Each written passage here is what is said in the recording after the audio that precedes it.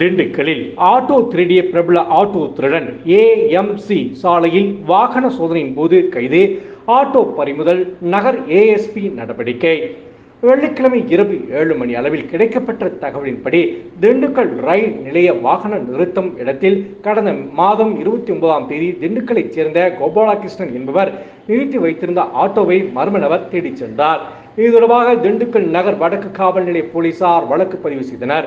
இதுகுறித்து மாவட்ட காவல் கண்காணிப்பாளர் பிரதீப் உத்தரவின் பேரில் ஏஎஸ்பி சிபின் தலைமையில் நகர் வடக்கு காவல் நிலைய ஆய்வாளர் வெங்கடாஜலபதி, சார்பு ஆய்வாளர் ராஜகோபால், நகர் குற்றத்தடுப்பு பிரிவு சிறப்பு சார்பு ஆய்வாளர் வீரபாண்டியன், ஜார்ஜ் மற்றும் ராதா முகமது அலி, விஸ்வாசம், சக்திவேல் ஆகியோர் கொண்ட தனிப்படையினர் சிசிடிவி காவலர்கள் ஜான் மற்றும் செல்வின் உதவியுடன் சிசிடிவி பதிவுகளை ஆய்வு செய்து தீவிர விசாரணை மேற்கொண்டு மேற்படி சம்பவத்தில் ஈடுபட்ட சந்தானம் என்பவரை தேடி வந்தனர்.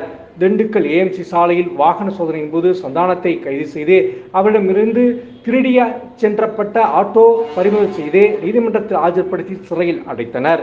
இதனால் அப்பகுதியில் சிறிது நேரம் பரபரப்பு நிலவியது.